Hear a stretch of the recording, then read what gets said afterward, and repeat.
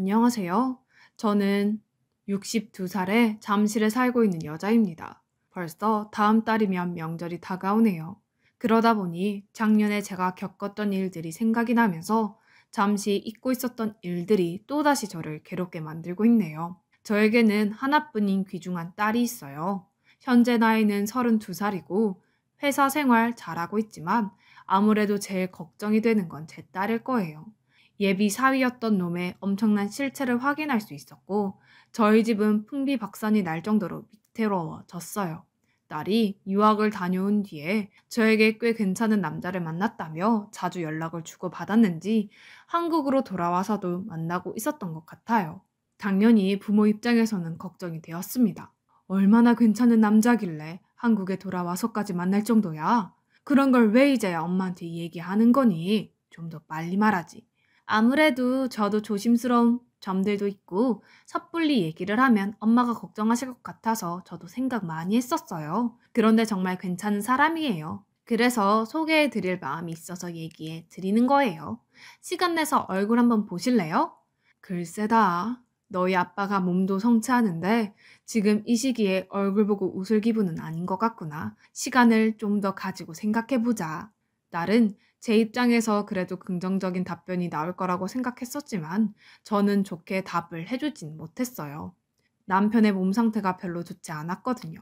그러다 보니 여러 가지 안 좋은 상황도 겹치게 되었고 경제적인 어려움 또한 있었는데 소개해 주겠다고 데려온다면 밝게 맞아줄 수 없을 것 같아서 냉정하게 다음을 기약하게 되었고 이런 결정에 있어서 딸은 기대와 다른 답변을 들었던 건지 풀 죽은 채 자기 방으로 들어갔습니다. 제가 반대를 하게 되면서 분위기가 많이 가라앉아 버렸고 그래도 너무 무관심한 것도 아닌 것 같고 딸이 용기 내서 속마음을 꺼낸 부분이라 이것저것 물어보게 되었어요.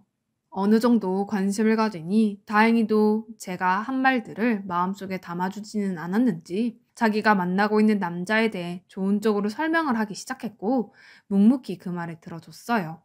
그리고 알게 된 것은 딸이 만나고 있는 남자의 직업이 변호사라는 걸 알게 되었고 저희 집안과는 차이가 좀 있는 것 같았어요. 잘 사는 집이 아니란 걸 대화로 대충 알 수 있었습니다. 그에 비해 저희 집은 남편의 몸 상태가 안 좋아진 이후 경제적으로 많이 힘든 시기였어요. 허리를 다치는 바람에 누워있는 것 말고는 아무것도 할 수 없었습니다. 그렇게 꽤 오랜 시간 동안 자기가 만나고 있는 남자에게 기분이 들떠서는 계속해서 좋은 점만 얘기하기 시작했고 그런 모습들을 보며 결혼할 생각을 가지고 있는 듯 보여 걱정이 되었어요. 딸이 사랑하고 있는 남자와의 결혼은 저희가 당연히 허락하지만 모든 건 금전적으로 뒷받침이 되어야 보내는 저희도 마음이 편할 텐데. 그렇지 못하니 괜히 미안해지더라고요. 그렇게 어느 정도 대화를 주고받으면서 식사를 끝낸 뒤 딸은 변호사라고 하는 남자와 방에 들어가 통화를 하는 것 같았어요. 서로 그렇게 좋아하고 있는데 조만간 얼굴 한번 보고 결혼도 생각해 봐야 할 것 같지 않아? 내가 뭐 미워해도 우리 딸 혼기가 늦으면 안 되잖아. 당신은 어떻게 했으면 좋겠어? 좀 더 상황을 지켜보는 게 좋을 것 같아? 글쎄요, 저쪽 마음 같아서는 하루라도 빨리 결혼시키는 게 좋지 않겠어요? 하지만 그쪽 집안에서도 어느 정도 우리와 맞아야 결혼을 시키든지 할 거 아니에요. 그런데 지금 상황이 여의치 않으니 어쩔 수가 없잖아요. 그렇다고 대출을 또 받을 수도 없고. 남편은 일단 결혼에 대해 확정 지은 것도 아니기 때문에 얼굴을 보고 좀 더 알아본 뒤에 결정하는 것도 늦지 않을 거라고 이야기를 했어요. 그래서 다음날 조만간 얼굴 한번 보자며 딸에게 얘기를 하니 좋아 들떠서 출근을 하며 교제 중인 남자에게 전화를 하는 것 같았습니다. 아들, 전화통화 괜찮니? 이번 주말에 서연이가 만나고 있는 남자가 있다며 인사시키러 온다고 하던데 시간 맞으면 같이 얼굴 좀 보고 대화를 했으면 좋겠다. 아무래도 너희 아빠가 몸이 안 좋으니 오랜 시간 대화를 나눌 수가 없잖아. 네가 옆에 있어주면 엄마는 좋을 것 같은데. 너희들도 요즘 바빠서 얼굴 못 봤잖니. 이참에 며느리와 의논해보고 결정되면 연락 좀 해달라고 했더니 아들은 알겠다며 바쁜 듯 전화를 끊었어요. 아무래도 결혼하고 자리를 잡으려고 열심히 일을 하고 있는 아들이라 얼굴 볼 수 있는 시간이 자주 없었어요. 그렇게 주말이 되기 전날 딸에게 다시 물어보게 되었고 언제 오기로 약속을 잡았냐고 물어보자 다시 통화를 하는 것 같더니 울상인 얼굴로 최근에 일이 바빠서 시간을 낼 수 없다며 속상해하고 있었어요. 아무래도 변호사라서 그런지 꽤 많은 일들을 해야 하는 것 같았습니다. 시간이야 언제든지 있으니 여유되는 날짜에 다시 약속을 잡아 계획을 하기로 결정을 하게 되었고, 아들도 그때 시간을 맞춰서 다시 저희 집에 오기로 했어요. 그렇게 각자 바쁜 일상을 보내다 보니 어느덧 명절이 다가오고 있었고, 예상하지 못한 말들을 듣게 되었어요. 한동안 명절 이후에도 계속해서 일이 바쁠 것 같다며 명절에 잠시 인사드리러 온다는 말에 어차피 모두가 한자리에 모이는 자리니 차라리 잘 됐다 싶었어요. 음식 준비도 일부러 하는 게 아닌 명절이라 당연히 해야 하는 거라서 번거로운 일들을 덜 수 있었어요. 평소 명절을 지낼 때보다 좀 더 많은 음식들을 준비를 하게 되었고, 그렇게 명절 당일 저희 집에 인사를 오기 위해 출발했다는 연락을 받게 되었어요. 모두가 한자리에 모여서 아침 일찍 차례 지낼 준비를 하며 걱정과 긴장 속에 떨리는 마음으로 진정시켰습니다. 그런데 예상보다 저희 집에 일찍 도착했고, 초인종을 누르는 소리에 딸은 급하게 현관쪽으로 달려가서 문을 열어줬어요. 저희는 차례를 진행하고 있었기 때문에 자리를 지켰고, 딸과 인사를 하러 온 남자가 뒤에 서 있었어요. 진행이 끝나고 인사를 하는 것 같아 모두 자리를 지키고 있었는데, 아들이 갑자기 그 남자의 멱살을 잡으며 온갖 욕설을 퍼붓기 시작했어요. 너무 순식간에 벌어진 일이라 너무 놀라 당황해하고 있었는데, 얼굴을 자세히 보더니 어디에서 많이 보던 얼굴이었고, 남편도 딸이 인사시키러 데려온 남자의 얼굴을 보자마자 충격을 받았는지 목덜미를 잡고 그 자리에 주저앉았습니다. 그리고 모두가 이 남자를 용서할 수 없었어요. 아들은 멱살을 잡고 흔들며 실랑이를 벌이다가 그 남자가 차례상을 향해 넘어지게 되었고, 제 정신이 아닌 아들은 차례상이 엎어져 있는 그 사람을 용서하지 않겠다며 그대로 상을 뒤엎어 버렸어요. 그와 동시에 그 남자를 갑자기 당한 봉변에 왜 그러냐고 당황해하면서 아들의 양쪽 팔을 잡으며 진정하라고 진땀을 뺐고, 딸은 분노하고 있는 자기 오빠를 보며 자기가 사랑하는 사람한테 왜 그러냐고 화를 내고 있었습니다. 유학 중이었던 딸은 아무것도 몰랐기 때문에 설명이 필요했어요. 무릎을 꿇고 있는 변호사인 이 남자에게 삿대질을 하며 입을 열었습니다. 너 아버지가 왜 이렇게 누워 계신지 몰라? 같이 일하시는 분과 다투시다가 아버지를 밀어버리는 바람에 떨어지면서 다치셨잖아. 그래서 그 사람에게 보상을 받으려 했는데 생각보다 쉽게 처리가 되지 않았어. 우리가 변호사의 도움을 받아서 일 처리를 하려고 했는데 상대방도 변호사를 앞세워서 자기는 잘못한 건 없다면서 주장을 했었잖아. 그때 너는 유학 중이라서 아무것도 몰랐지. 그렇게 한참을 서로의 잘잘못을 따지며 억울한 누명을 벗으려 했는데 그때 우리한테 다가와 이 사람이 뭐라고 했는지 알아? 내가 그때 일을 아직도 잊을 수가 없어. 왜냐고? 이 사람과 대화했던 녹음 파일이 전부 저장되어 있으니까. 그렇게 난리 피워봤자 보상 받을 수 없을 것 같아요. 절대 못 받아요. 쌍방과실이 아니에요. 그쪽 아버님이 먼저 불만을 제기하셨잖아요. 회사 상사가 지시한 부분들을 먼저 받아들이지 않고 이를 이행하지 않으니 당연히 이런 문제가 생기게 된 거죠. 그리고 그쪽만 다친 것도 아니고 우리 쪽도 많이 다친 상태라고요. 그런데 그걸 가지고 터무니없는 합의금을 요구하면 저희는 당연히 받아들일 수가 없겠죠. 저희가 가해자라고 얘기를 하시는데 그쪽이 오히려 가해자 아닌가요? 적당한 선에서 마무리 짓고 끝내는 걸로 하죠. 제가 이런 사건들 한두 번 해봤겠어요? 질질 끌어봤자 피곤하기는 마찬가지고 저도 득되는 거 하나도 없어요. 제가 그쪽한테 이런 말 하는 이유는 그래도 그쪽 가족들 중에 제일 말기 알아들을 것 같아서 이렇게 찾아와서 얘기하는 거니까 서둘러 마무리 짓자고요. 제가 다음 주에 해외로 여행을 가야 하는데 준비할 것이 너무 많거든요. 아들은 그때 상대방의 변호사와 나눈 대화를 녹음하고 있었고 그걸 아직까지도 가지고 있었어요. 그때 상황이 너무 화가 치밀어 올라 도저히 지울 수가 없었다며 그날의 기억 때문에 괴로워하고 있었어요. 결국 저 사람 때문에 저희는 제대로 된 보상도 받지 못하고 법정에서 패배하고 말았어요. 그런 일들 때문에 평소 침대에 누워만 있는 남편을 볼 때마다 저희 가족 모두 힘들어했었고 사람이 결정해서 판결을 지어버리는 법들이 너무 싫었습니다. 남편이 상사가 원하는 대로 작업을 진행하지 않던 이유는 작업 환경이 너무나 안 좋았고 위험했기 때문이에요.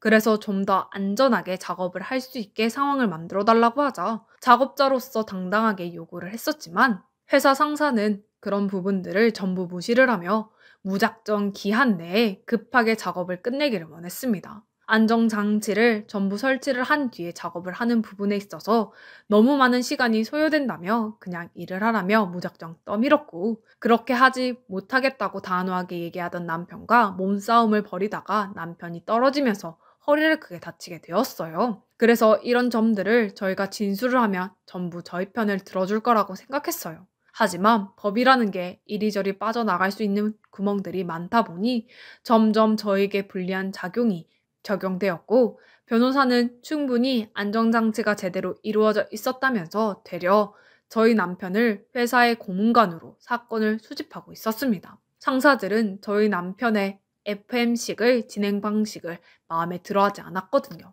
너무 과하게 요구하는 점들이 많았다며 남편을 이상한 사람으로 대하기 시작했고, 그런 부분들 때문에 사업 계획 날까지 차질이 생기게 되면서 손해본 금액이 어마어마하다며 저희와 반대 입장을 내세웠어요. 결국 저희가 원하는 보상을 전부 받을 수 없었고 터무니없는 금액으로 인해서 제대로 된 치료를 받지 못했습니다. 그래서 한동안 정신적으로 너무 많이 힘들었었는데, 해외여행을 떠난 변호사가 만나고 있었던 사람이 유학 중이던 저희 딸이었고, 이런 식으로 만나게 될 거라고는 전혀 예상을 하지 못했어요. 말도 안 되는 인연을 힘들어하고 있는데 충격적이게도 국선 변호사라고 저에게 막말을 하며 깎아내리더니 그 사람의 한마디에 아들의 분노는 하늘을 찌르고 말았습니다. 저는 그때의 기억이 떠오르지 않아요. 제가 사건을 한두 개 맡은 것도 아니고 어떻게 일일이 전부 기억을 하겠어요. 제가 정말 그랬다면 잠시 정신이 나갔었나 봅니다. 저는 절대 그렇게 할 사람이 아닌데. 그때 당시 해외여행을 가려고 이것저것 준비하고 있었는데 그때 하필 아버님의 사건들이 저에게 접수되면서 스트레스를 받았던 것 같아요. 그리고 제 입장도 생각을 해주셔야죠. 입장 바꿔놓고 생각을 해보세요. 반대편에 있는 자에게 저는 최선을 다했어야 했고 그 사람에게 승리를 쥐어줘야 했었다고요. 저도 그 사건 이후로 아버님이 억울한 건 알고 있었지만 아버님은 제 의뢰인이 아니었잖아요. 그래서 그런 건데 제발 노여움 푸시고 좋게 좋게 넘어가면 안 될까요? 저도 밥 벌어먹고 살려고 그런 거예요. 그렇다고 말을 그런 식으로 했어야 했어? 네가 일말의 양심이 있었다면 찾아와서 그런 말 하지 않았겠지. 인간 쓰레기 같은 놈. 너 같은 놈에게 내 동생을 넘겨줄 것 같아? 이 결혼 내가 절대 안 되게 할 거고 두 번 다시 우리 앞에 나타나지 마. 당장 나가라고 난리를 치던 아들이 변호사의 엉덩이를 걷어차며 엄청나게 분노한 듯 화를 가라앉히지 못했어요. 그렇게 만신창이가 된 상태로 쫓겨나게 된 그 남자는 두 번 다시 저희와 마주치게 될 일이 없을 거라고 생각했었습니다. 그런데 이런 상황들을 받아들이기 힘들었는지 저희 딸은 너무 괴로워 보였고 그 자리에 멈춰서서 눈물을 흘리고 있었어요. 충격적인 사건들을 받아들이는 게 아무래도 쉽지 않은 것 같았습니다. 아무래도 들어가서 좀 쉬어야 할 것 같아서 며느리에게 가서 진정 좀 시켜주라고 부탁을 했고, 그때 일들로 인해서 괴로워하고 있는 사람이 더 있었어요. 바로 사건의 당사자였던 남편이었습니다. 과거의 일들이 다시 기억이 나면서 허리 통증이 심하게 왔는지 고통을 호소하기 시작했고, 처방받은 약을 먹은 뒤 아들과 함께 자리에 눕혀 주었어요. 한숨만 쉬며 이런 어처구니없는 황당한 일 때문에 또다시 아픔을 겪고 있으니 정말 괴롭더라고요. 아들은 그 남자가 절대 접근하게 해서는 안 된다며 나를 세우며 분노하고 있었고 저 또한 그 사람의 얼굴을 두 번 다시 보고 싶지 않았어요. 그런데 아무래도 서로 진심을 다해 사랑하고 있었는지 저희 딸이 밤사이 연락을 하는 것 같았죠. 그런 모습을 본 아들은 정리할 필요도 없으니 연락을 하거나 받지도 말라며 강하게 대화를 이어나갔습니다. 딸은 자기가 알아서 할 거라며 방문을 걸어 잠갔어요. 화를 내며 방문을 두드리고 있는 아들을 진정시킨 뒤 일찍 들어가서 쉬라고 집으로 돌려보냈습니다.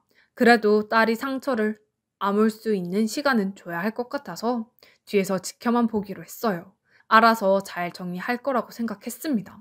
그게 당연한 거였고 그렇게 해야만 저희 가족 모두 평화가 찾아오니까요. 그런데 저희가 생각했던 것과 다르게 변호사인 그 사람이 저희 딸을 놔두지 않고 있었어요. 딸은 어느 정도 마음의 정리를 한 것 같았는데 더 이상 만나주지 않는 딸의 행동들을 받아들이기 힘들었는지 저희 집에 자주 찾아왔어요. 결국 저희 집 앞에서 나올 때까지 기다리겠다고 문자를 남긴 그 변호사를 끄집고 1층으로 내려가서 진지하게 대화를 이어나갔습니다.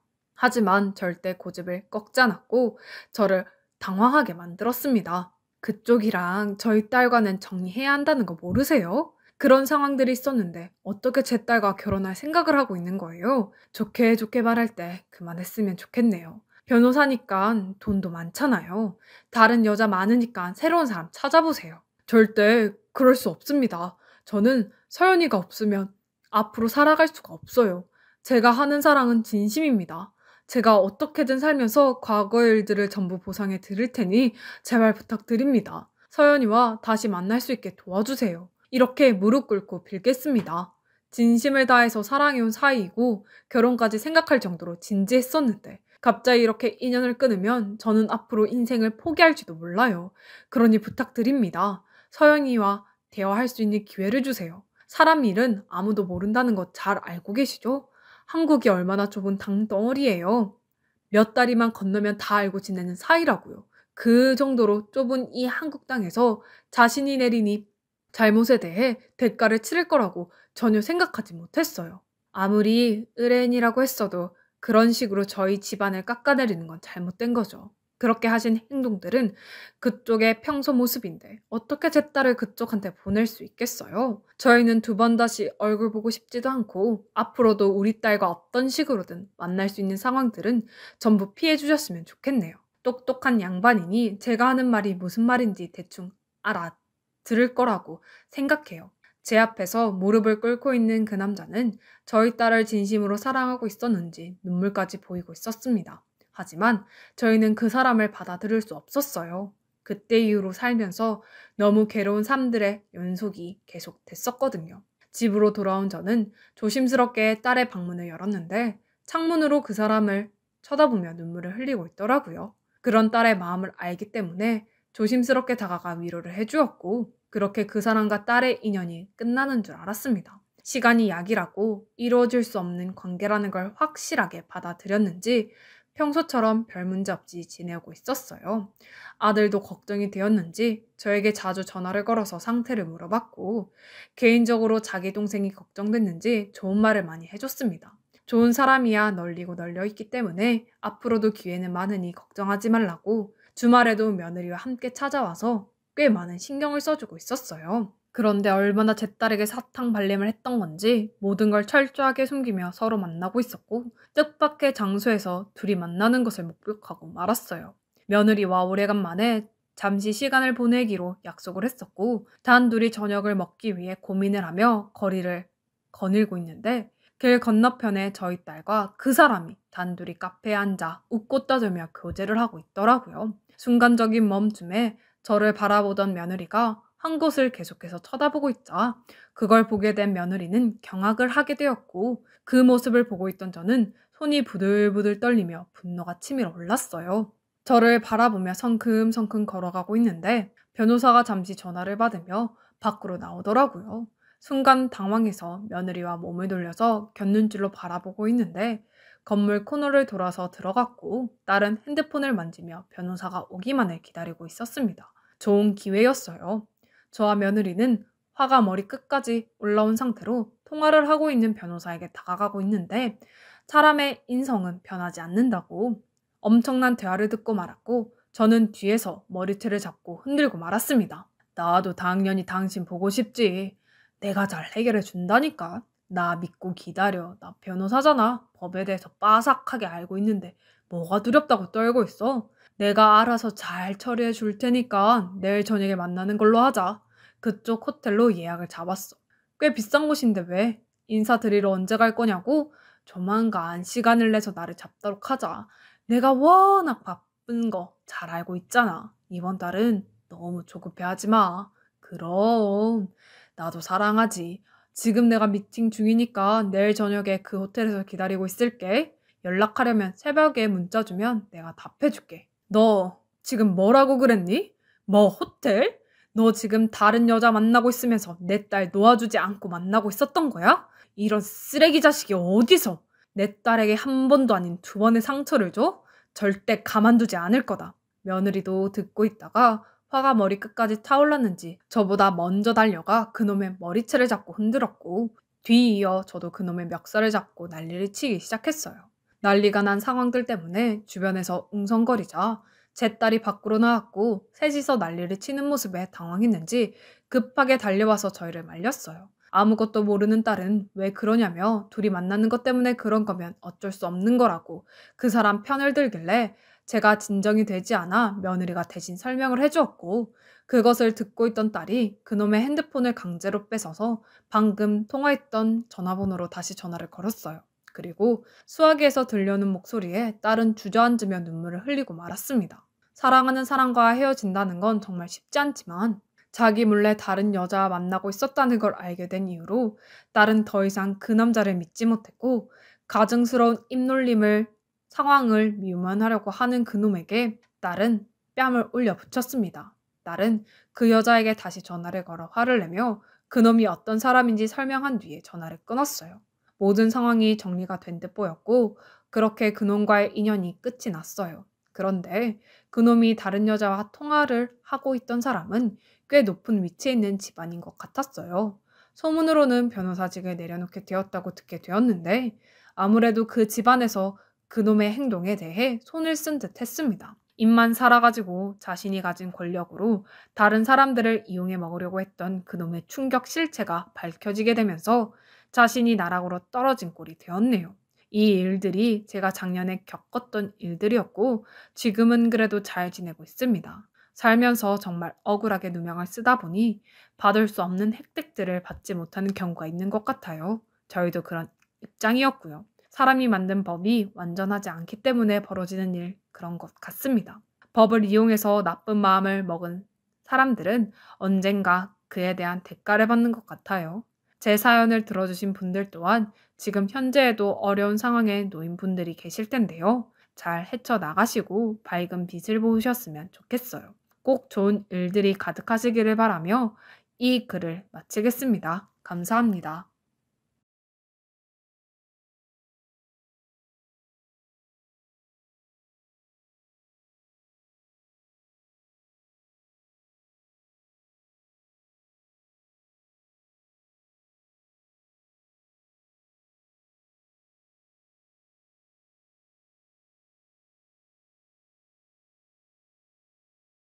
흔히들 막장 시월드나 막장 시누이라고 하면 며느리를 차별하는 언행과 여우짓이나 이간질하는 시댁 식구들이 생각나시죠? 저는 이번에 2년간의 결혼 생활을 접고 이혼했습니다. 그것도 부부 사이의 문제가 아닌 상상을 초월하는 막장 시누이 덕에 말입니다. 제 나이 이제 고작 29살인데 이혼녀에 돌싱되어 버려서 너무도 분합니다. 그래서 이렇게나마 미친 시월드의 심각성을 많은 분들이 보시고 결혼 전에 가족분들 충분히 만나보고 생각하시기 바랍니다. 저는 27살에 결혼해 29살에 돌아온 싱글이 된 대한민국 서울에 사는 여자입니다. 남편과는 회사 동료 소개로 만나 첫 만남부터 대화도 잘 통하고 외모도 부족함이 없었으며 준비하는 과정에서 많이 싸운다고도 하는데 그런 부분도 별 문제가 없었고 다만 상견례 할 때 여동생이 학생이라 참석하지 못해 나중에 따로 보자는 것 외에는 여느 사람들 결혼하는 것처럼 흘러갔습니다. 남편과 저는 동갑이고 이제 남편이 아니지만 편의상 남편으로 지칭하겠습니다. 시누이인 여동생은 11살 차이가 난다더군요. 저희가 27살 결혼 준비 당시 16살이었는데 결혼하기 일주일 전이 되어서야 보게 되었습니다. 시댁에 방문할 때마다 없었는데 학원 다니나 보다 했습니다. 결혼 일주일 전이 되어서 만난 시누이의 비주얼은 제가 생각한 늦둥이 동생의 이미지는 다소 아니었어요. 아주 거리가 먼 모습이었죠. 16살이면 중3일 텐데 머리는 탈색해서 금발에 가깝고 요새 화장 안 하는 친구들이 없다지만 제가 성인이 되어서 본 어떤 사람보다도 진한 색조 화장과 제가 본 시댁 식구들 이미지와는 정말 사뭇 달랐고 이어 보이는 발목에 문신까지 당황했지만 그런 내색을 하면 안 될 것 같아서 티를 내지 않으며 인사를 건넸는데 이 친구는 그저 소파에 기대서 멀뚱히 저를 쳐다만 봤습니다. 시부모님이 혜영아 인사해야지 라고 말씀하니 저를 위아래로 훑어보고는 이내 자기 방으로 들어가 버리더군요. 이때까지만 해도 조금 개성이 강한 아이인가 보다. 혹시 마음에 상처가 있어서 중학생이라서 반항 중인가 뭔가 싶기도 하고 어색해서 말 안 하고 들어가는 건가 그냥 그런가 보다 했습니다. 그 친구는 제가 그날 시댁에서 나가는 순간까지 방에서 나오지 않았고 그저 방에서 들리는 건 굉장한 볼륨으로 틀어놓은 음악 소리뿐. 남편이 저를 집으로 데려다 주면서 눈치를 살짝 보는가 싶더니 동생의 이야기를 꺼내더군요. 놀랐지? 동생이 원래 저런 아이가 아닌데 학교에서 좀 이런저런 문제가 있었기도 하고 사춘기랍시고 저렇게 뾰루퉁해 있어. 아, 그렇구나. 애들 그런 시기가 있잖아. 조금 지나면 다시 원래대로 밝은 아이로 돌아갈 것 같아. 제 어린 시절 학창시절이 떠오르더군요. 저도 중고등학교 시절에 굉장한 모범생은 아니었으니까요. 제가 직접 누군가를 괴롭히거나 선생님에게 대들거나 한 적은 없지만 굳이 분류를 하자면 저도 속칭 노는 친구들의 범주에 속하는 학생이었습니다. 요새 말로는 인싸라고 하려나요? 일진놀이 하는 친구들이랑 친하긴 했지만 그 아이들과 직접적으로 비행을 하거나 몰려다니면서 누군가에게 폭력을 가하진 않았습니다. 다만 그 아이들과 조금 더 친한 것이 특별해 보이기도 하고 누가 저를 함부로 대하거나 괴롭히지 않는다는 사실 정도에 만족하던 시절이었어요. 그러다가 중학교 때 이런 성적으로 대학도 못 가겠다. 문득 정신을 차리고 다시 공부를 해서 겨우겨우 인서울 끝자락에 대학에 붙었는데요. 저도 어릴 때 그런 친구들과 곁을 나란히는 했었으나 특별히 악질이 아니고서야 다 애들이고 다시 돌아올 수 있다는 생각이 들어 이런 당황스러운 상황을 이해해보기로 했습니다. 시누이는 결혼식 당일에도 신랑 측 가족의 예의라고는 찾아볼 수 없는 친구들 만날 때나 입는 복장을 하고 왔지만 다행히 머리는 어두운 색을 입히고 와서 양가 어른들 모두 별말은 없었습니다. 학생이니까 편하게 입었겠지 하셨고요. 다만 제 친구들은 어두운 표정의 신우를 보고 염려스러운 말 한두 마디 하고 갔습니다. 신혼여행까지 다녀온 후 막장 시누이는 본색을 드러냈습니다. 결혼식 날까지 저와는 대면대면 말도 없던 아이가 신혼여행 돌아와 시댁에 인사 간 날 이번에 소파에 똑같이 누워서 TV를 보면서 내 선물은? 하더군요. 저는 처음에 잘못 들었거나 남편한테 하는 말인 줄 알았기에 대꾸를 하지 않았습니다. 하지만 이내 선물 안 사왔어? 라며 저를 똑바로 쳐다보더군요. 어린아이지만 시누이고 친하지 않은 상태라 저는 존댓말로 대답을 했건만 한참은 어리신 시누이는 내 선물하는 사람만 우리 집에 오는 건데? 머리를 얻어맞은 기분이었습니다. 선물은 당연히 사왔지 안 사왔겠습니까? 오자마자 선물 보따리 푸는 거 아니고 밥 먹고 차 마시고 선물 드리고 다 순서가 있는 건데 순서 모르는 건 그렇다 치고 왜 반말을 하는 건지 순간 열이 확 올라오는데 남편이 받아치더군요. 혜영아, 언니한테 그게 뭔 말버릇이야. 당연히 선물 샀지. 언니가 너 선물은 특별하게 더 잘 골랐는데 말 이쁘게 하고 이게 지금 혼내는 건지 슬슬 기는 건지 제 동생이었으면 흔들어 놨을 텐데 싶었습니다. 뭔 소리야? 너 미쳤냐? 시누이 입에서 정확히 꽂힌 단어였습니다. 속에서 천불이 나고 얼굴이 불그락 푸르락 하는데 시부모님 달려나오시고 억지로 화기애애한 분위기 조장하며 그날 무슨 대화가 오가고 뭘 먹었는지조차 기억이 안 납니다. 집에 와서 남편이 미안하다고 하며 저번에 말했듯이 사춘기니까 우리가 좀 참자라고 하더군요. 그래 사춘기겠지. 그리고 신혼집과 시댁은 멀기 때문에 자주 만날 일 없으니 나중에 보면 나아지겠지 싶었습니다. 명절이나 시댁일 때문에 만나는 날이면 시누이 볼 스트레스가 너무 심했지만 만나면 또 저런 언행을 아무렇지도 않게 해댔지만 내 동생 아니니 무시하자 했습니다. 하지만 결국 몇 달 전 돌이킬 수 없는 행동으로 저는 이혼했습니다. 그 사이 고등학생이 된 시누이. 사실 고등학생이라고 하기에 뭐 한 게 진작부터 자퇴했다고 하더군요. 그러거나 말거나였습니다. 저런 막장인 애들이랑 섞이면 내 삶은 피곤하고 이 아이는 보통의 사춘기가 아니라 갱생되지 못할 애 같았거든요. 참교육하려다 시전도 하지 못하고 시댁 중 누구도 따끔하게 애를 잡지 못하니 싸우고 나서 머리라도 크게 다치지 않은 이상 갱생의 의지는 0.1g도 없다고 생각했습니다. 이후 시부모님의 칠순 기념여행을 가신다 하여 좋은 패키지를 끊어드렸습니다. 시누이가 집에 혼자 있게 된 상황인데 어린아이도 아니고 고등학생 나이일 정도니 친구들 불러서 놀든 친구네를 가든 알아서 하겠거니 저는 신경 쓰지 않았죠. 그런데 부모님 공항에 모셔다 드리고 온다던 남편 옆에 웬 여자아이가 따라 들어오는 건지 일말의 상의도 없이 말이죠. 저는 멍한 표정을 보고도 남편은 혜영아 들어와. 저기가 안방이고 옆방에 치워줄게. 거실에 있어. 헐, 호텔 가이드인 줄. 뭐야? 뭐가? 아가씨 무슨 일이냐고 부른단 얘기가 없었는데. 동생이 오빠 집에 온 건데 왜? 뭐? 아, 그게 아니라 말할 기회가 없었어. 근데 아무래도 미성년자를 어떻게 혼자 둬. 부모님이 자꾸 발길이 안 떨어진다고 해서 혜영이도 불편해서 싫다고 했는데 아주 신경 쓰여서 내가 잘 챙길게. 왜? 너네 집도 아니면서 사람 무한하게 난리야. 비켜. 여기가 제 집이 아니면 누구 집인데요? 집주인이 따로 있으니 네 집 아니지? 전세라며? 라고 하며 쪼르륵 들어가는데 시누이의 머리채를 잡을 뻔했습니다. 내가 전생에 무슨 죄를 지었길래 이런 말도 안 되는 상황에 놓인 거지?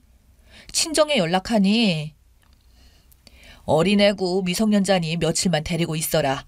지금 집에 돌려보내면 사부인 볼 면목이 없지 않겠니? 하셔서 그냥 저도 참았습니다. 그렇게 집에 있던 4박 5일 헬게이트가 열렸습니다. 남편과 저는 비흡연자입니다.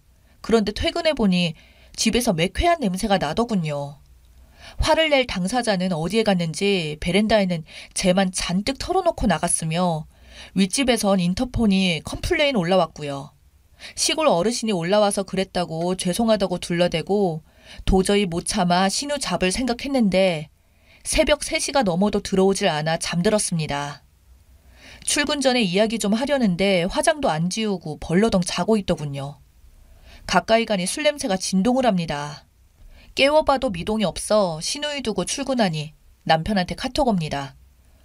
어제 혜영이 늦었던데 해장국이라도 좀 끓여주면 안 되겠어? 차라리 해장국을 부어버리고 싶었습니다. 3일 남았다 참자 했는데 3일간 같은 패턴 반복하고 제 정신과 건강이 피폐해져 갈 쯤 아무도 내 편은 없는 건가 싶어 갈 쯤 마지막 날 밤 오늘만 참으면 되겠지 싶었는데 스트레스 탓인지 몸살기가 돌아 원래 퇴근 시간보다 일찍 귀가했습니다. 인기척이 들리는데 안방이었습니다.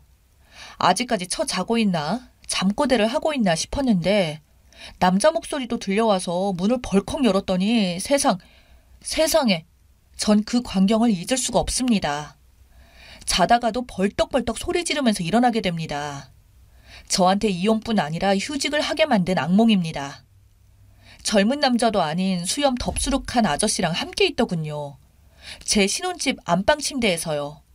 너무 놀라 소리도 지를 수가 없다는 게 이런 느낌인지 그대로 굳어있는 저를 발견한 시누이는 눈 풀린 채로 다시 누워서 퍼 잡니다. 오히려 신원 불명의 남자는 절 보고 허둥지둥 나가더군요. 다음날 공항에서 귀국한 시부모님을 모시고 남편이 집에 도착하자마자 있었던 사실을 가감없이 이야기했고 나는 이대로 이 집에서 나가겠다 했습니다. 무언가 설명하려는 남편과 시부모님 뿌리치고 다음날 바로 서류 떼고 도장 찍으러 왔습니다. 저희 집 홈팁이 있습니다. 해킹 문제 있다 해서 꺼놨는데 신호 온 이후로 내 물건에도 손대는 것 같다. 증거도 있다. 도장 안 찍으면 이 영상 너네 가족, 우리 가족 다 있는 법원에서 다 재생될 수 있다 협박하니 순순히 찍더군요. 여러분이라면 이게 믿기시나요? 저는 제 일이고 제 눈으로 보고도 안 믿습니다. 신우가 애초에 머리를 심하게 다쳤던 게 아닐까 싶을 정도로요.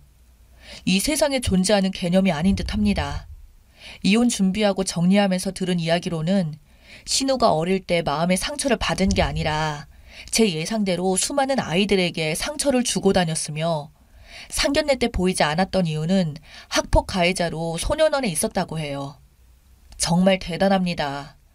늦둥이라고 오냐오냐 키웠고 그 외에도 집에서 혼을 내면 그 분풀이를 다른 집 아이들에게 풀어내는 미친 기질이라 건드리지 않은 것이라 합니다. 그저 그때 본 수염 덥수룩한 남자는 누군지 아직도 모릅니다. 왜 우리 집까지 와 있었던 건지 제가 본 추접한 현장이었습니다. 결혼 전에 상대방 가족 꼭 다 만나보세요. 아무리 바빠도 직계 가족은 웬만하면 다 옵니다. 해외 가 있거나 깜빵 가 있는 거 아니면 옵니다. 다들 조심하세요.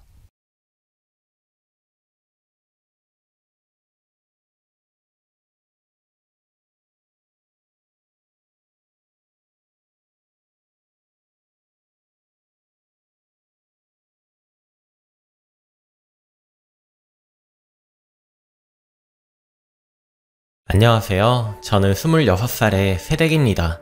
3살 연상의 신랑과 올해 5월 결혼을 했습니다. 정말 답답한 마음에 친구 가족에게도 하지 못한 고민을 여기에 털어놓으려고 합니다. 제발 제 이야기를 들어주시고 조언이라도 꼭 부탁드릴게요. 전 일을 합니다. 9시 출근하여 9시에 마치는 사무 쪽 일을 합니다. 주 5일이고요. 신랑은 8시 출근에 6시 퇴근입니다. 그러다 보니 제가 저녁을 못 차려주는 날이 많습니다. 그런 저의 직업 특성을 다 알고 결혼하였고요. 하지만 매번 늦게 퇴근하다 보니 미안한 마음에 점심 도시락을 싸달라는 말에 싸줍니다. 6시 반에 일어나서요. 결혼 전 아침밥도 겨우 먹고 출근할 정도로 잠이 많은 저지만 결혼하면서 늦잠 자는 버릇 바꾸자는 마음이 컸고 그리 하고 싶었습니다. 남편도 집안일을 많이 도와줍니다. 하지만 요리는 잘 못하는 사람이라 할 일은 한계가 있고 도시락, 반찬, 국, 빨래라든지 소소한 집안일은 제가 합니다. 처음엔 퇴근 후 반찬 몇 가지면 12시가 넘더군요. 저의 생활이 없었고 몸도 힘들더라고요. 여유가 되는 주말에 음악을 들으며 TV를 보던지 책을 본다면 눈물이 날 정도로 행복했습니다. 점점 요령을 터득해 지금은 그래도 좀 어느 정도 휴식은 취하면서 살고 있습니다. 저희 친정은 30분, 시댁은 15분 거리입니다. 우리 집은 한 달에 한 번꼴, 시댁은 한 주에 한 번꼴로 갑니다. 시어머님은 한 주라도 주말에 일이 있어 못 간다든지 평일이라도 안 가거나 뜸하다 싶으시면 전화를 하셔서 무슨 핑곗거리를 만들어서라도 저희를 부르십니다. 그에 반해 저의 친정엄마는 맞벌이까지 해서 네가 피곤하다, 우리 집은 신경 쓰지 말고 시댁에나 잘해라 하셔서 더 마음이 아픕니다. 저 또한 주말에 시댁에 안 가면 하루라도 너무 피곤해 더 쉬고 싶은 마음에 집에서 쉬려고 하고, 남편 또한 결혼하고 단 한 번도 친정 가자는 말을 안 하네요. 그러다 남편이 혼자 밥을 먹는데 국 떠서 먹으면서 국자에 손이 아주 약간 화상을 입었습니다.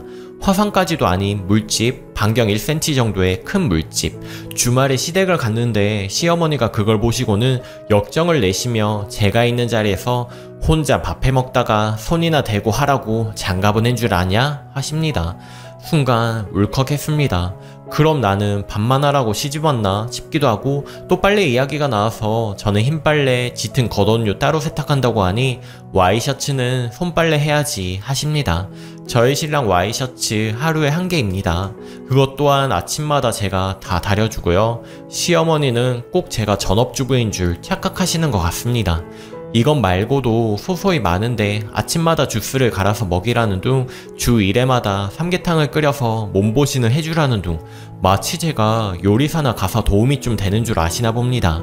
이번 주말은 유난히 섭섭해서 시댁에서 집으로 돌아와서부터 신랑과 말을 섞기가 싫어집니다.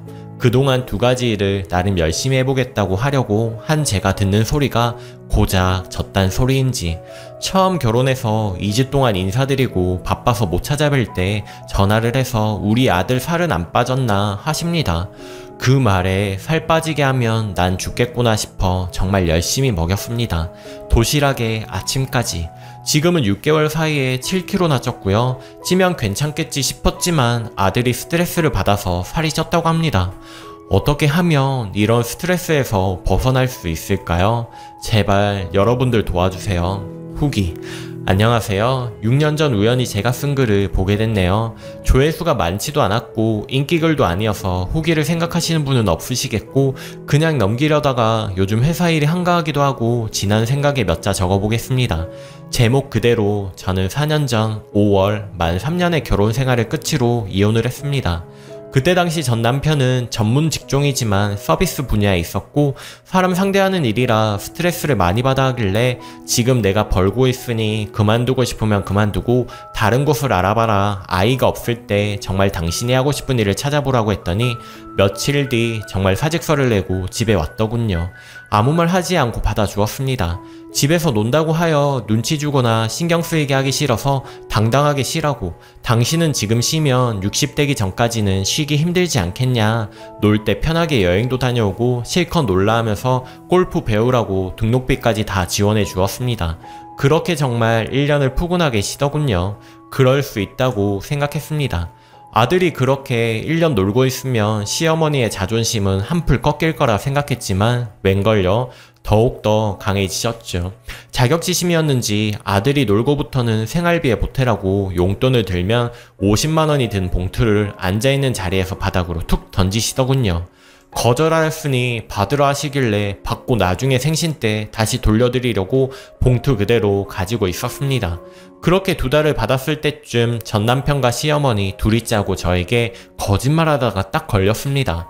일부러 제 앞에서 안 받는다 하시고는 나중에 저희가 돌려드릴 것까지 다 알고 계셨던 거죠. 참 구질구질해 보이기도 하고 믿음으로 한평생을 약속한 사람이란 존재의 배신이 정말 힘들게 하더군요. 그날 정말 많이 울고 눈이 퉁퉁 부어있는데 다음날 아침 우리 집 근처 장에 왔다가 화장실이 급하여 우리 집에 왔다고 오셨더군요. 참 황당한 핑계로 방문하셨지만 그냥 퉁퉁 부은 얼굴로 맞이했습니다. 그러면서 화장실 나오셔서 장에 갔더니 우리 아들 좋아하는 도넛 있길래 사왔다 하시면서 봉지를 여시더군요. 제 퉁명스러움에 저 몰래 다시 아들에게 왜 그러냐 물으셨고 두 분의 짜고 치는 고스톱 걸린 거에 자존심이 상하셨는지 그 뒤부터 생활비 명목에 봉투가 돌아오는 일은 없었습니다. 차라리 그게 마음이 편했습니다. 항상 이런 식으로 저에게 대놓고 싫다, 밉다고 하시는 분은 아니셨지만 항상 아들 뒤에서 아들 조종하는 어머님이셨죠. 결혼 첫 해는 둘의 성격 맞춘다고 싸웠고 그 뒤로는 항상 시댁 문제로 죽기 살기로 싸웠습니다. 그러다 설날 전에 설 연휴가 4일이었고 설 전날 당일 시댁에서 보내고 설 당일과 그 다음날 친정에서 보내고 마지막 하루는 집에서 쉬기로 하였습니다. 설 며칠 전 어머님의 전화가 와서 추석 당일날 오후에 어머님 친정이랑 여기서 1시간 정도 거리에 리조트를 잡아서 가니 같이 가자고 하네요. 전 싫었습니다. 그 전에 설에도 갔는데 시외할머니, 시외삼촌, 그리고 시외삼촌 초등학생 아들 둘 그렇게 왔더군요. 시외숙모님 친정 가시고요. 이틀 동안 설거지에 애들 뒤치다꺼리에 힘들었습니다. 결국 몸살이 크게 와서 저희 친정에 세배도 못 드리고 가지도 못하는 상황이 왔었기에 이번에는 알겠다는 말 대신 저희는 못 갈 것 같습니다. 어머님, 아버님 편하게 다녀오세요 했습니다. 그리고 전 남편에게도 안 간다고 하니 못마땅해 하며 입을 닫더군요. 설 당일 점심까지 먹고 일어서서 친정 가려니 너네는 리조트 정말 안 가지 하며 다시 물으시길래 네 하고 인사하고 나왔습니다. 그렇게 불편한 설이 지나고 전 많이 아팠습니다. 스트레스를 받으며 장염이 잘 오는데 설 며칠 후부터 장염이 왔고 동네 나름 큰 병원 응급실에 2번이나 가서 링거를 맞았지만 계속 아파서 결국 대학병원까지 실려갔습니다.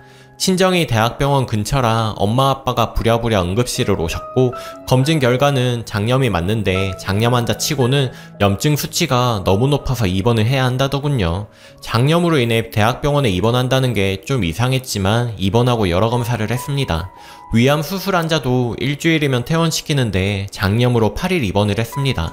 간 수치, 췌장 수치, 자가 면역 수치가 정상 범위 밖에 있더군요. 그때 결심했습니다. 이 사람이랑 살다간 내가 죽겠구나. 그래서 그때는 전 남편이 직장 들어가서 자리 잡는 시기였고 이 시기만 지나고 제 밥벌이 하고 안정되면 그때 정리하자 싶었습니다.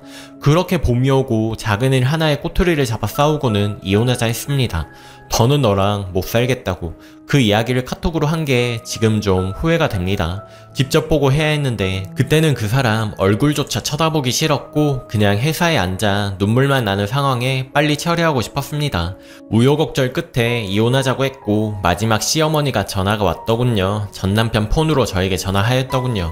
그러면서 1시간 혼자 말씀하시더군요. 요약하자면 네가 우리 집에 와서 한 게 뭐가 있냐, 돈을 모았니, 애를 낳았니 하시더군요. 기가 막혀서 한마디 했습니다. 본인 아들 백수 1년차에 2대 있던 차 중 한 대 처분하고 생활비에 보탰고 백수 남편이 언제 취직할지도 모르는데 빚만 늘어가는 상황에 제가 애라도 덜컥 가져서 본인 아들 공사판에라도 등 떠밀어 보냈어야 현명했을까요? 제가 이 집 백수 아들 먹여 살려고 애 낳으려고 결혼한 줄 아세요? 분에 겨워서 저도 모르게 말이 막 나왔는데 고래고래 악대아구니를 쓰며 화내는 거 가만히 듣다 끊어버렸습니다. 1시간 통화하니 귀가 멍멍하더군요. 그 통화 후 제가 결혼할 때 예단으로 드린 반상기 세트를 보냈더군요. 취향 맞춰드리려고 백화점 가서 반상기 고르시라고 하니 어디 장인이 만든 녹그릇 사오너라. 그게 무슨 동 어디 골목 가면 무슨 가게에 판다라고 해주셔서 엄마랑 가서 150만원을 주고 샀던 반상기입니다. 비닐도 안 뜯으셨더라고요. 반상기 말고 이불이랑 수저랑 현금도 드렸는데 반상기만 다시 주시는 이유를 모르겠습니다. 중고나라에 올려서 바로 팔아버렸습니다. 그렇게 전 이혼할 때 제 통장 잔액 50만원도 안 되는 돈으로 이사를 해서 원룸 생활을 시작했습니다. 재산 분할 같은 거 백수 전 남편 덕에 할 거 없었고 같이 산 신차는 지 명의라고 지가 가져간다는 거 헛소리 하지 말라고 타고 나와버렸습니다. 지도 저한테 나머지는 딱히 줄 돈도 없으니 제가 차 가져와도 할 말도 없었겠죠. 원룸에서 1년 살면서 열심히 모았습니다. 제 평생 가장 열심히 저축한 해였습니다. 혼자 사니 돈도 잘 모이더군요. 그렇게 돈을 2천 가까이 모으고 친정에 아파트를 사고 싶다 돈을 빌려달라 부탁드렸습니다. 제가 자립심이 강하고 혼자 해결하는 성격인데도 부탁을 말씀드리니 감사하게도 부모님은 흔쾌히 빌려주셔서 24평 아파트에 지금 살고 있고 그리고 1년 뒤 할부를 좀 많이 해서 차도 한 대 다시 샀습니다. 그 인간 채치 맞기도 싫어서요. 전 남편은 저랑 이혼 후 1년 만에 재혼하였고 지금은 자녀까지 있는 거로 해서 주변에서 이야기해서 알고 있습니다. 그 이야기를 듣는데 그냥 그 여자가 불쌍하게만 느껴지더군요. 저 또한 이혼 후 연애하고 있습니다. 처음에는 방황하여 이 남자 저 남자 대충 만나고 헤어지고 하다가 2년 전 새로 이직하여 직장에서 2살 연하를 만나 연애를 합니다. 헤어지고 만나고 하는데 지금은 잠시 또 친구인 상태로 있고요. 한 번도 왜 이혼했냐는 말을 묻질 않길래 한 달 뒤쯤 제가 왜 이유를 묻지 않느냐 물으니 그냥 느낌상 네가 불륜이나 도박이나 사기 이런 게 이유가 아닐 것 같고 하면서 장난식으로 말하더군요. 진지하게 다시 너의 잘못으로 인한 이유는 아닐 것 같다 하면서 얘기해주는데 그때 참 많이 울었네요. 아직도 이 친구랑 친구처럼 연인처럼 남매처럼 웃으면서 지내고 아직은 결혼에 대한 용기는 없어 당분간 별 생각 없이 연애만 하려고 합니다. 딱 저희 관계에 대해서만 신경 쓰면 되지 다른 건 신경 쓰지 않아도 되니 너무 좋습니다. 친구들은 가끔 제 집에 와서 부러워합니다. 나도 이런 집에서 혼자 살고 싶다라는 말들을 참 많이 할 때가 있습니다. 저는 그 친구들이 부러울 때가 있습니다. 집에 들어갔는데 말할 상대가 있다는 거 참 부럽습니다. 서로의 장단점이 있겠지만요. 전 남편이 이혼할 때 했던 말들 중 부인 능력 있으면 다들 부러워하던데 이혼할 때 되니까 안 좋네. 너무 당당하다 너. 이런 말을 하더군요. 전 나름 전문직에 일을 합니다. 급여도 여자치고 많이 받습니다. 이제 내 돈 번 만큼 내가 다 써서 너무 좋고 1년에 한 번 해외도 다니고 술 마시고 싶으면 밤새 술도 마시고 마음껏 즐깁니다. 동호회 활동도 하고 시간 될 때 영어 인터넷 강의도 듣고 먹고 싶은 거 있는 현지에 가서 먹을 정도로 나름 즐기면서 재밌게 산다 생각을 합니다. 한 번씩 주마등처럼 스쳐가는 그 사람들이 내 가슴에 꽂은 말들이 생각날 때면 그래도 이혼하길 참 잘했어 생각이 듭니다. 법원 나와서 기분 어떠냐는 전 남편의 질문에 안 좋다 라는 말을 처음으로 써봤네요. 그 뒤로는 마음에 정리한다고 시간을 많이 보내고 털어버린 것 같습니다. 하루는 카톡 프로필에 행복합니다 라고 적은 적이 있습니다. 그러니 카톡이 난리가 나더군요. 친구들, 지인들, 가족들 하나같이 뭐 좋은 일 있어 이러더군요. 전 일상이 행복하면 안 되는 사람이란 걸 느꼈죠. 제 일은 이제 감당이 되고 해결이 되고 추스르게 되더라도 주위 사람들의 시선, 눈빛, 관심은 오히려 저에게 찬과 검이었습니다. 지금은 그런 관심을 받아도 그러려니 하고요. 제 마음이 단단해지고 진심으로 행복하니 신경이 쓰이지 않더군요. 안 맞으면 이혼이 답이다라고 이혼을 장려하는 글은 아닙니다. 나름 잘 살고 있고 빨리 일어섰다는 자랑글로 보이셔도 이해해주세요. 솔직히 자랑도 조금 했습니다. 댓글을 보다가 이혼 생각한다, 용기를 얻고 간다 하시는 말씀들이 있어서요. 용기를 드리기 위해 적은 글은 아닌데 이혼이 누군가의 잘못이고 죄는 아니다고 생각합니다. 하지만 선택이고 그 모든 선택의 대가가 있기 마련이라는 생각입니다. 저희 친정은 굉장히 보수적이고 아버지가 엄하시고 화내시면 정말 무섭고요. 친정과 이혼한다고 하여 상의하고 의견 나누고 이런 절차는 없이 엄마에게 통보하였고, 아빠 아시면 난 다시는 친정에 못 가겠구나 생각하며 원룸을 서둘러 구하였습니다. 이혼 서류를 제출하기 전 엄마가 아빠께 말씀을 드렸고, 아버지가 다음날 아침 7시 조금 넘은 시간에 저에게 전화하셨죠. 아마 출근하셔서 바로 전화하신 듯 했습니다. 받을까 말까 무섭고 두려웠지만 일단 전화를 받으니 정말 차분하신 목소리로 안 되는 건 어쩔 수 없다. 하지만 지금이라도 최선을 다해 노력해보고 안 되면 그때 정리해라. 다 정리되면 그때 보자 하셨습니다. 4년이 지났지만 아직도 생생하고 그때 통화 후에 많이 울었지만 지금 생각해도 눈물이 나네요. 아빠의 말씀을 듣고 전 남편에게 우리 한 달만 별거하다가 이혼하자 할까도 싶었지만 그 사이 시어머니가 또 문자가 와서 욕을 하는 통에 정신을 번쩍 차리고 이혼 절차를 밟았습니다. 지금 생각해보니 참 고맙기도 합니다. 그렇게 이혼하였고 이혼하는 중이나 후에도 단 한 번도 가족들 앞에서 눈물을 보인 적이 없습니다. 제 이혼으로 살이 빠지는 엄마 10년 근면하셨는데 다시 담배를 태우시는 아빠를 보면 억장이 무너지고 제가 그 앞에서 어찌 나 힘들다 울 수가 있을까 싶습니다. 가족들이 많은 의지가 되었지만 내 선택으로 인해 힘들어하는 가족들의 모습을 볼 때마다 죄스럽고 미안한 마음뿐입니다. 지금은 항상 죄인의 마음으로 부모님께는 잘하려고 노력 중입니다. 몇 년 힘들다가 이젠 괜찮아졌다고 하지만 항상 마음 깊숙한 곳에 숫덩이를 안고 사는 기분입니다. 살짝만 불어오는 바람에도 품꿔있던 숫덩이가 벌겋게 달아오르는 기분. 솔직히 말하면 이혼을 1년 안쪽쯤 죽으려고 안 좋은 시도도 했습니다. 술 많이 먹고 완전 일시적 기억 상실 상태에서 잠이 들어 다음날 깬 적이 있었습니다. 집에 있던 수면 유도제, 소화제, 진정제, 감기약 등 모든 약을 다 먹은 듯 약 포장지가 뜯어져 있고 그 옆에 오바이트. 어찌 보면 웃기지만 술을 너무 많이 마셔 토함으로써 안 좋은 시도는 다행히 여기서 그친 듯 했습니다. 그 이후 열심히 살자 엄마 아빠만 생각했고 이혼 후 엄마가 단정하고 굴러가는 대로 살아라 하셨는데 정말 그런 딸이 되고자 노력하며 지금 이 날까지 온 듯 합니다. 강하게 살자 마음먹었는데 지금은 모질고 독하게 사는 제 모습에 한 번씩 깜짝 놀라면서 서글퍼질 때도 있고요. 아직도 선택에 대한 제 책임은 등에 큰 짐이 되어 업고 가고 있습니다. 또 지난 과거의 사람에 대한 질타가 많으신데 처음에는 저도 많이 원망하고 미워했습니다. 지금은 그런 생각조차 없고 기억도 조금 흐려집니다. 애정이 있어야 미워하는 마음도 있는데 법원 나오고 그 뒤로 둘 다 단 한 번의 연락조차 없이 삽니다. 저희는 정말 깔끔한 사람들인 것 같네요. 다만 그냥 전 시어머니가 네가 돈을 모았니? 애를 낳았니? 그 말만 자꾸 생각이 납니다. 그래서 열심히 벌고 좀 더 잘 살기 위해 많이 생각하고 노력 중이고 애는 꼭 낳고 싶습니다. 앞에 글에 제가 26살 새댁이라고 했는데 사실 올해 만 33살입니다. 지금 임신하더라도 고령 산모겠죠. 그것이 참 두렵지만 때가 되면 저도 좋은 사람과 새로운 연이 닿을 거라고 생각합니다. 아직 희비를 교차하며 삽니다. 결혼보다 어렵게 한 건 이혼이고 이혼보다 더 어려운 건 또다시 결혼인 것 같습니다. 이혼녀라는 주원글씨, 남들은 세상이 변해 괜찮다고 하지만 막상 저에게 닥치는 현실이고 모든 역경을 이겨내는 드라마의 여주인공은 아닌 듯 합니다. 현실은 가끔 모든 걸 내려놓을 정도로 참혹합니다. 눈물조차 나지 않을 만큼요. 그 참혹한 일이 주위의 말과 시선이고요. 제가 앞선 글에 너무 미화시켜 적었나 싶기도 하고 하지만 그냥 지금의 제 현실을 적은 글입니다. 그중 빠진 우리 가족들 이야기를 조금 더 하자면 혼자의 선택이지만 가족들까지 적지 않은 영향이 간다는 거 잊지 마시길 바랍니다. 격려와 응원해주신 모든 분들 행복하시길 저의 행복 앞에 다시 한번 기원하겠습니다. 오늘의 사연은 여기까지입니다. 여러분은 어떻게 생각하시나요? 오늘도 행복한 하루 보내세요. 구독, 좋아요 눌러주신 여러분들께 항상 깊은 감사를 드립니다.